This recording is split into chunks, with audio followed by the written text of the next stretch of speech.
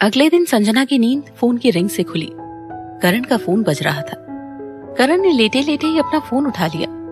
दोनों बहुत पास लेटे हुए थे, लेकिन फिर भी संजना उनकी बातें ठीक से सुन नहीं पाई। बस उसे मिसिंग, शालिनी और नर्सिंग होम जैसे शब्द सुनाई दिए। संजना फौरन समझ गई थी कि ये लोग किस बारे में बात कर रहे थे। उसकी नींद उड़ गई और वो उठकर बैठ गई। उसने करण से पूछा, क्या मेरी बहन का पता चल गया? संजना की आंखों में आंसू थे और वो बहुत नर्वस दिख रही थी। करण ने अपनी आंखें खोली और उसे देखते हुए कहा, नहीं। जब संजना ने करण का जवाब सुना तो निराश हो गई। फिर जब युग फोन पे कह रहा था कि उसे कुछ मिला है, तो वो किस बारे में बात कर रहा था? रोशनी और मोनिका से जो जानकारी मिली थी उसके आधार पर हमने छानबीन कर वैन का पता लगा लिया है। ये वो वैन है जिसमें तुम्हारी बहन को किडनैप किया गया था, लेकिन ऐसा लगता है उस वैन का एक्सीडेंट हो गया था। करण जो भी जानता था उसने संजना को सब बता दिया। वो वैन कहाँ है? क्या हम लोग अभी जा सकते हैं? उन्हें वैन मिल गई, लेकिन उसकी बहन नहीं मिली। लेकिन फिर भी संजना हार मानना नहीं चाहती थी और खुद जाकर एक बार वो जगह चेक करना चाहती थी। परेशान मत हो, पहले हाथ मुंह धोकर नाश्ता कर लो, मैं तुम्हें वहां लेकर चलूंगा। ठीक है। संजना तुरंत बाथरूम में भागी।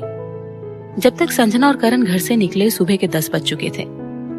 शालिनी के लापता होने की रिपोर्ट पुलिस को लिखवा दी गई थी और इस केस का इंचार्ज जतिन ग्रोवर था। तब संजना को एहसास हुआ कि Jatin crime branch police commissioner था। जो भी उन्होंने जांच पड़ताल की थी उसके हिसाब से किडनैपिंग में इस्तेमाल की गई वैन की नंबर प्लेट नकली थी, इसीलिए उन्हें इतने दिनों के बाद ढूंढ पाए थे। अगर उन्हें इस वैन से संबंधित नंबर प्लेट नहीं मिली होती तो वो लोग आज भी इस वैन का पता नहीं लगा पाते। एक्सीडेंट काफी बड़ा था। 2 गाड़ियों की टक्कर हुई थी। इसमें से दूसरी गाड़ी वॉक्सवैगन सेंटेना थी, जिसका ड्राइवर उसी वक्त मर गया था। गाड़ी के रिकॉर्ड के हिसाब से उस वक्त कार में सिर्फ ड्राइवर ही था। दूसरी गाड़ी में तुम्हारी बहन को लेकर जा रहे थे। उस गाड़ी के ड्राइवर की भी मौत हो गई। उनके साथ एक मेडिकल स्टाफ भी था जो अभी बेहोश है। हमारा अनुमान है कि वैन में कुछ 3 लोग थे।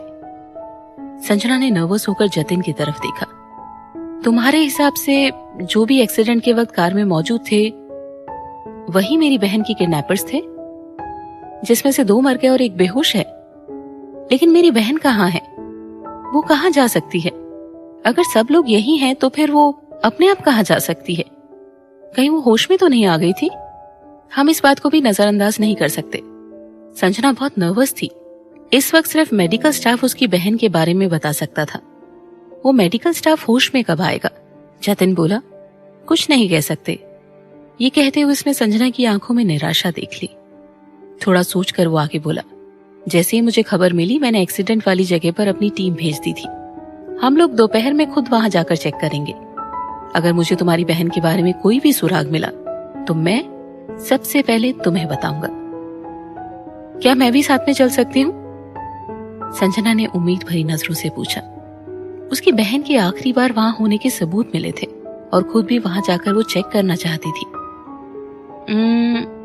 जतिन, मैं आपके हाथ जोड़ती हूँ। संजना को ऐसे मिन्नतें करते देख जतिन मुश्किल में पड़ गया। उसे समझ नहीं आया कि वो क्या जवाब दे। संजना को चिंतित देखकर करण ने भी कहा, हम लोग बाहर से ही देखेंगे, तुम्हारे काम में बिल्कुल भी दखल नहीं देंगे। पहले जतिन ने सोचा था कि सिर्फ संजना उसके साथ जाना चाहती है, लेकिन अब जब करण भी साथ जा रहा था तो उसे संजना की चिंता करने की कोई जरूरत नहीं थी। आखिर वो पहले आर्मी की स्पेशल फोर्स में था। हो सकता है उसे कोई सुराग मिल जाए। ठीक है, हम लोग सब चलते हैं। संजना से अब और इंतजार नहीं हो रहा था। जतिन अपने असिस्टेंट को साथ लेकर गया और चारों 2 कारें लेकर उस जगह की तरफ रवाना हो गए जो जंगल के बीच में थी। ये रास्ता काफी उबड़-खाबड़ था और कार को ऐसी रोड पर चलाना बहुत मुश्किल। आसपास कोई आबादी भी नहीं थी। वो लोग जितना जंगल के अंदर जाते थे वो जंगल उतनी ही डरावना होता चला जाता था। क्योंकि ये जगह काफी दूर और सुनसान थी, इसीलिए इसके बारे में पुलिस को सूचना मिलने में काफी वक्त लग गया था। एक्सीडेंट की जगह अभी भी बिल्कुल वैसी ही थी। सिर्फ एक्सीडेंट में शामिल लोगों को हटाने के अलावा कुछ भी नहीं बदला था और दोनों गाड़ियां अभी भी उसी हालत में थी। करण, जतिन और उसके असिस्टेंट साइड में खड़े होकर ये डिस्कस कर रहे थे कि एक्सीडेंट कैसे हुआ और जब उनकी गाड़ियां आपस में टकराई होंगी तो ड्राइवर्स का रिएक्शन कैसा रहा होगा। संजना उनके पास चुपचाप खड़ी होकर कल्पना कर रही थी कि उसकी बहन कैसे उस वैन से बाहर आई होगी। जब उनकी बात पूरी हो गई तो करण ने संजना से कहा, यहाँ पास में एक गांव है, मैं जतिन के साथ वहां होकर आता हूँ। हो सकता है किसी ने एक्सीडेंट होते हुए देखा हो। तुम जतिन की असिस्टेंट के साथ रहो। जतिन के असिस्टेंट को एक्सीडेंट वाली जगह के नोट्स लेने थे, इसीलिए वो उनके साथ नहीं जा सकती थी। ठंड बढ़ना शुरू हो गई थी। भले ही संजना ने एक पतला स्वेटर पहना हुआ था, लेकिन इस जंगल में ठंड से बचने के लिए एक मोटी जैकेट की जरूरत थी। इसलिए संजना ठंड से बचने के लिए कार में जाकर बैठ गई। संजना कार में बैठकर जतिन की असिस्टेंट की तरफ देखने लगी, जो नोट्स ले रही थी। फिर वो सड़क की तरफ देखकर सोचने लगी कि उसकी बहन आखिर गई कहाँ होगी। सब लोग वहां थे, लेकिन वो कहाँ थी? क्या किसी ने उसे बचा तो नहीं लिया, या किसी को पता ही ना चला हो और वो कहीं नीचे गड्ढे में गिर गई हो? ये सोचते ही संजना पास देखने लगी। अचानक उसकी नजर किसी चमकती चीज पर पड़ी जो सड़क के किनारे घास पर पड़ी हुई थी। उसने ध्यान से देखा तो वो एक सितारा था। रुको, ये तो उसी हेयर क्लिप का सितारा है जो उसने अपनी बहन को गिफ्ट की थी, है ना? ये बहुत वक्त पहले की बात है और इतने सालों तक नर्स हमेशा ये क्लिप उसकी बहन के बालों में लगाती थी, इसीलिए ये क्लिप हमेशा उसकी बहन के साथ रहती थी। संजना का दिल जोर से धड़कने लगा और वो कार का दरवाजा खोलकर बाहर आ गई। उस जगह पर आई और उसने झुककर वो सितारा उठाने की कोशिश की, लेकिन वो सितारा काफी दूर था, इसीलिए उसने आगे कदम बढ़ाए। जहां वो खड़ी थी वहां बहुत फिसलन थी और क्योंकि वो जरूरत से ज्यादा आगे झुक गई थी, इसीलिए उसका बैलेंस बिगड़ा और वो बुरी तरह से फिसल गई। आह! संजना की चीख निकल गई। संजना की दाईं कलाई और कोहनी में चोट लगी थी और उसमें से खून निकल रहा था, लेकिन फिर भी उसने सितारे पर अपनी पकड़ नहीं छोड़ी।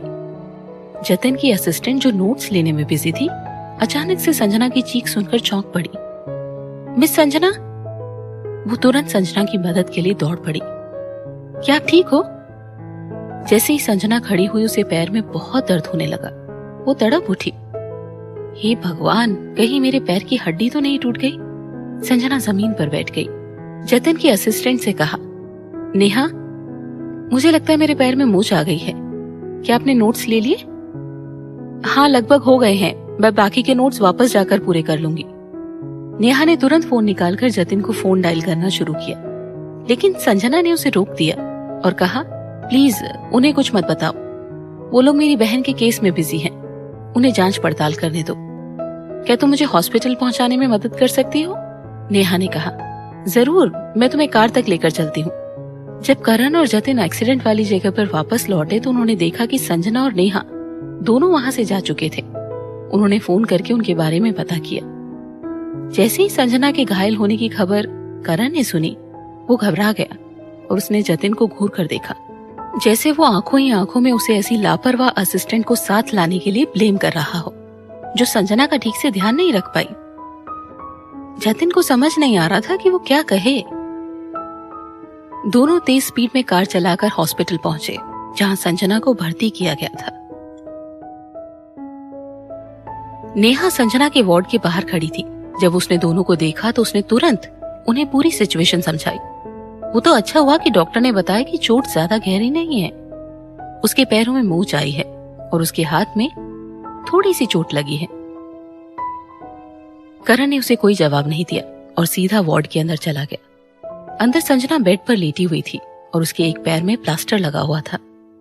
करण का चेहरा गुस्से से लाल हो गया। संजना उसे आंखें चुराती हुई झेंपती हुई बोली, तुम वापस आ गए? शुक्र है, मैं ठीक हूँ। डॉक्टर ने कहा है कि मुझे फ्रैक्चर नहीं हुआ है और मैं कुछ ही दिनों में ठीक हो जाऊंगी। लेकिन क्योंकि मैं एक एथलीट हूँ, इसीलिए उन्होंने और ज्यादा सावधानी बरतने के लिए मेरे पैर में प्लास्टर लगा दिया है। करण ने उसके सर पर हल्की सी चपत मारते हुए कहा, तुम पागल हो क्या? ठीक से चल भी नहीं सकती? संजना ने अपना सर मसला और फिर चिढ़कर बोली, मैं चल नहीं रही थी, मैं कुछ उठाने की कोशिश कर रही थी और मेरा पैर फिसल गया। वो सितारा उठाकर करण को दिखाया और कहा, ये सितारा उस हेयर क्लिप का है जो मैंने अपनी बहन को गिफ्ट की थी। अगर पूरी हेयर क्लिप वहां होती तो समझ आता, लेकिन वहां सिर्फ ये क्लिप का टूटा हुआ सितारा गिरा हुआ मिला। इसका तो एक ही मतलब हो सकता है, वो किसी झटके से गिरने की वजह से क्लिप से टूट गया होगा, जैसे कोई एक्सीडेंट या ऐसा ही कुछ। क्या तुम्हें लगता है कि मेरी बहन भी मेरी तरह वहां फिसल गई होगी जहां मैं गिरी थी? हो सकता है झटके से गिरने की वजह से उसे होश आ गया हो। रुको, नहीं, शायद एक्सीडेंट के दौरान उसे होश आ गया हो और होश में आने के बाद उसकी याददाश्त खो गई होगी, या यही हुआ होगा, इसीलिए वो मुझे ढूंढते हुए वापस नहीं आई। आखिर डॉक्टर्स ने भी तो यही कहा था, अगर कोई काफी लंबे वक्त के बाद कोमा से बाहर आता है तो उसकी याददाश्त खो जाना नॉर्मल बात है। करण को लग रहा था कि ऐसा होना नामुमकिन है, लेकिन जब उसने संजना की आंखों में चमक, उम्मीद की किरण देखी तो इस बात से इनकार करके उसका दिल नहीं तोड़ना चाहता था। इसीलिए उसने धीरे से कहा, हाँ, हो सकता है।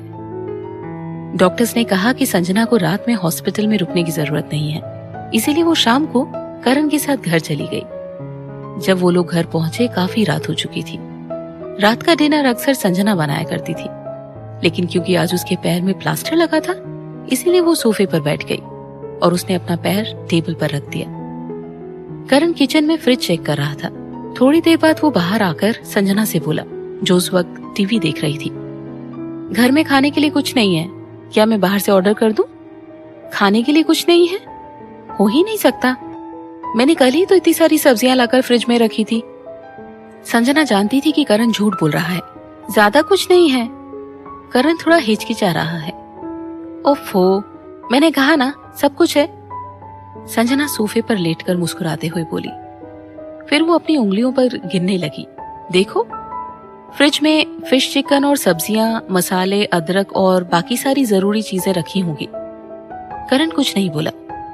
ये लड़की सच में बेवकूफ है, इसे इतनी सी बात समझ नहीं आ रही है। संजना ने उसे टेढ़ी नजरों से देखा। मैं कुछ भी खा लूंगी, mutton, steam fish, chicken soup या स्पाइसी चिकन, मैं कुछ भी खा सकती हूँ।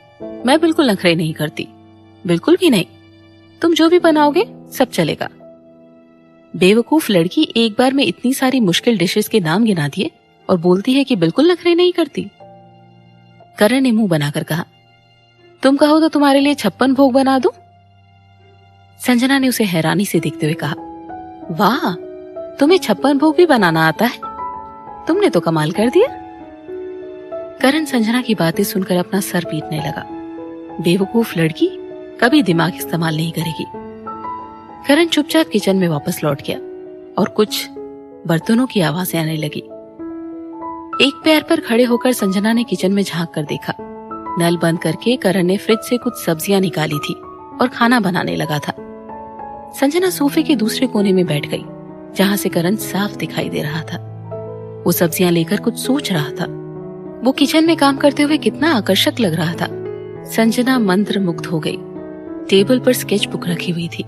संजना उसे देखकर करण का स्केच बनाने लगी। वो उसे किचन में काम करते हुए देख रही थी। उसकी नजरों को महसूस करके करण ने भी चुपके से उसे देखा और अपना काम करता रहा। खाने की खुशबू ने संजना का दिल खुश कर दिया था। वो यही सोच रही थी कि वो कितनी खुश नसीब है कि उसे करण जैसा जीवन साथी मिला। करण का स्केच बनाने के बाद वो कुछ खाने के स्केच भी बनाने लगी। अभी तक करण ने खाना बनाना खत्म नहीं किया था, लेकिन उसकी जो डिशेस खाने की इच्छा थी वो उन्हीं के स्केच बना रही थी। उसने स्केच बनाने के बाद उनकी फोटो फोन में खींच ली। वो उसे अपने दूसरे फेसबुक अकाउंट पर पोस्ट करना चाहती थी, लेकिन गलती से उसने अपने ऑफिशियल पेज पर पोस्ट कर दिया। संजना अरोड़ा, खड़ूस अमीरजादे के हाथ से बना प्यार भरा डिनर। उसने खाने के स्केच के साथ करण का स्केच भी पोस्ट कर दिया। ये उसका ऑफिशियल अकाउंट था, इसीलिए मिनटों में ही पोस्ट पर हजारों कमेंट्स आ गए। हे भगवान, मुझे जलन हो रही है। जो खाना बना रहा है वो जरूर संजना का हस्बैंड होगा। प्लीज उसकी फोटो भी पोस्ट कर दो।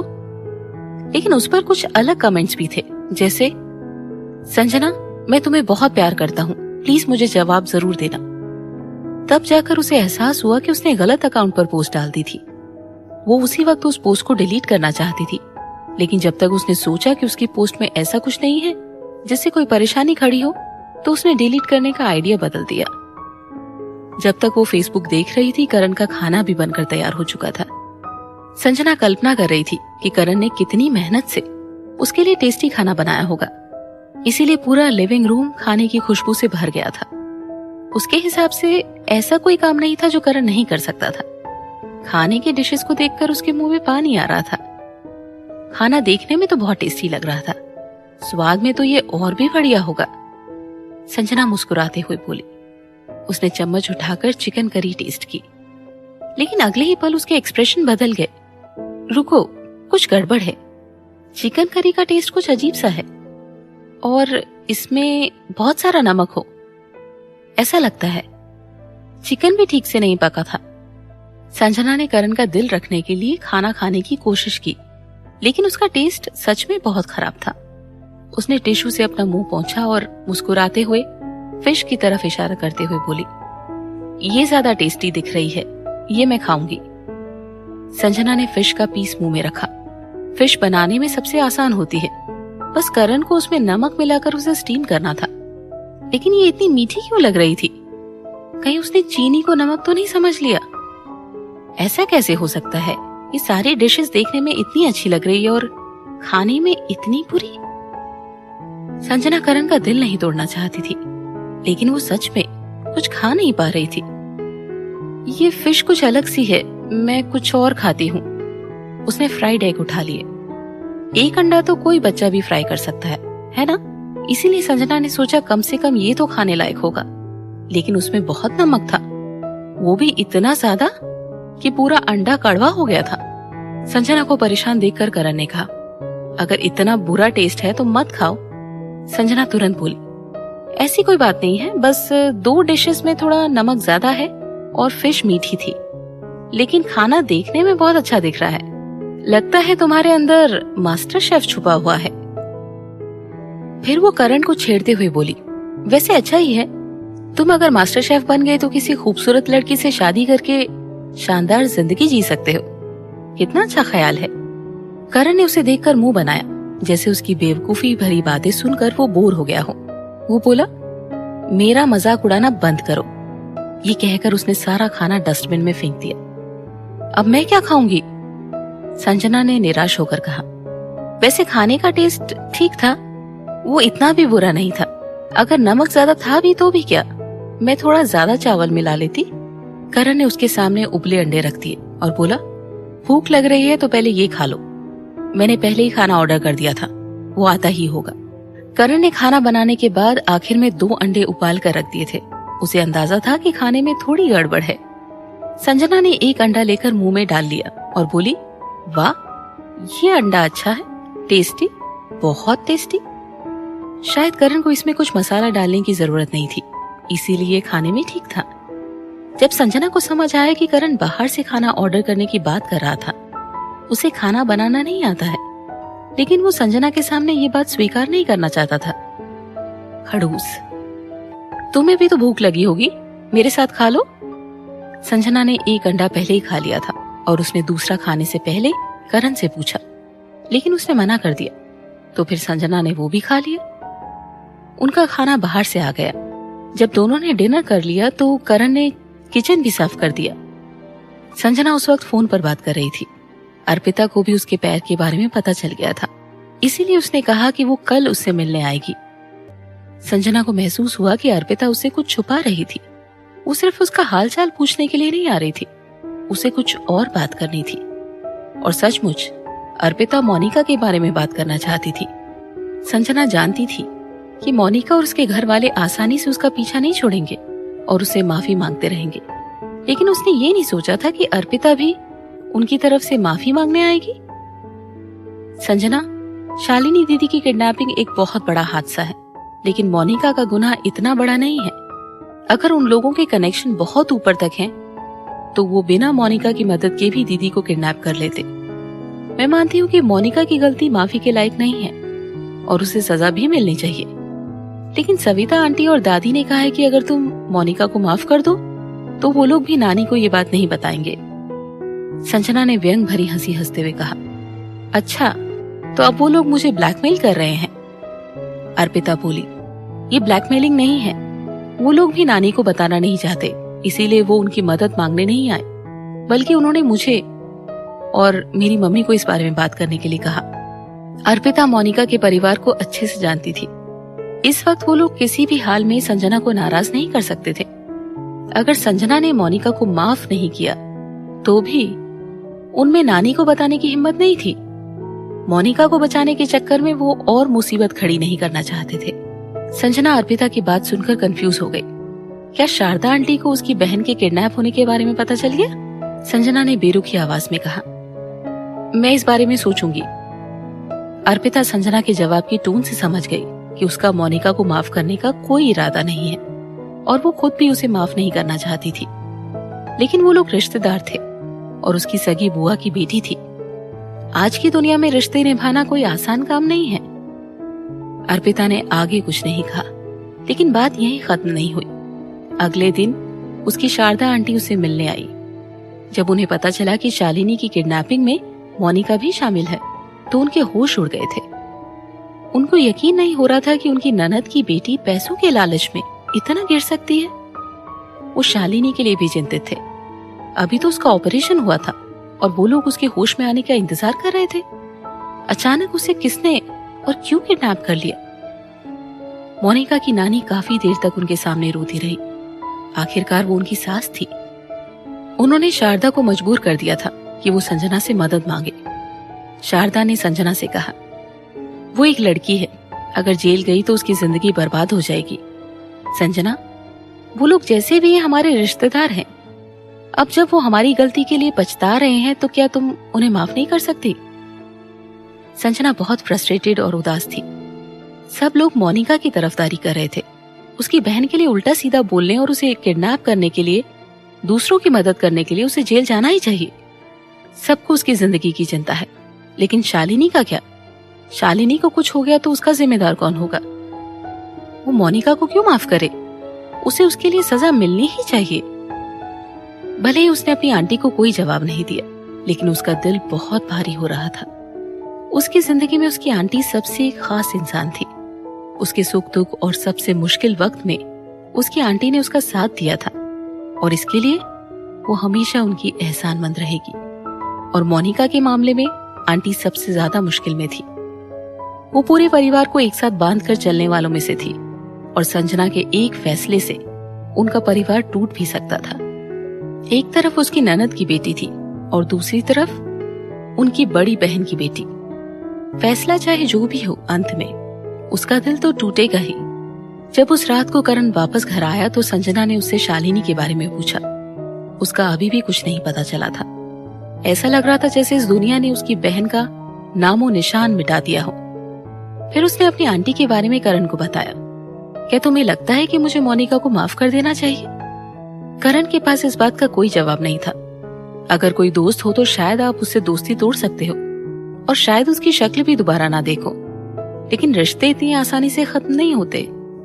हर परिवार में कुछ बुरे रिश्तेदार होते हैं जिनको ना चाहते हुए भी आप नजरअंदाज नहीं कर सकते। करण ने बस इतना कहा, अगर तुम अभी समझ नहीं पा रही हो तो सोचने के लिए थोड़ा वक्त ले लो, फिर फैसला कर लेना। ये कहकर करण अपनी बार टेबल पर बैठ गया और ग्लास में वाइन निकाल ली। उसने ग्लास में वाइन को हिलाते हुए बोला, मोनिका के खिलाफ जो चार्जेस लगे हैं उनमें काफी कमियां हैं। अगर तुमने उसे जेल भेज भी दिया तो उसे 15 दिन से ज्यादा जेल में नहीं रख सकते। संजना को ये सुनकर बहुत आश्चर्य हुआ, लेकिन उसकी वजह से मेरी बहन किडनैप हुई है तो फिर उसे 15 दिन की सजा कैसे हो सकती है? करण ने उसे शांत नजरों से देखा, लेकिन उसकी आंखों में गहराई और रहस्यमयी भावनाएं थी जो कोई समझ नहीं सकता था। लेकिन इस वक्त कोई नहीं जानता कि तुम्हारी बहन जिंदा भी है या नहीं, और उसने सिर्फ ट्रांसफर पेपर पर साइन किए थे और कानून इसके लिए उसे कोई बड़ी सजा नहीं दे सकता। संजना अपनी आंटी का बहुत सम्मान करती थी। जो भी हो, वो उनको शर्मिंदा होते हुए नहीं देख सकती थी। करण को लगा कि शायद ये जानकर उसके दिल का दर्द थोड़ा कम हो जाए। काफी देर तक संजना ने कुछ नहीं कहा, लेकिन अचानक उसका फोन बजने लगा। उसे त्रिशा ने एक रोने वाला इमोजी भेजा था। संजना ने तुरंत जवाब दिया। क्या हुआ? संजना, क्या तुम फ्री हो? क्या तुम मेरे साथ ड्रिंक करने चल सकती हो? मुझे बहुत रोना आ रहा है। जैसे ही संजना जवाब देने लगी, उसको त्रिशा का एक और मैसेज आया। मेरा प्यार अधूरा रह गया। संजना को फौरन समझ में आ गया कि त्रिशा रेहान की शादी होने की खबर सुनकर दुखी है, लेकिन त्रिशा ने उसे कभी नहीं बताया था कि वो उसे पसंद करती थी। उनके सर्कल में सिर्फ रेहान ही एक लड़का था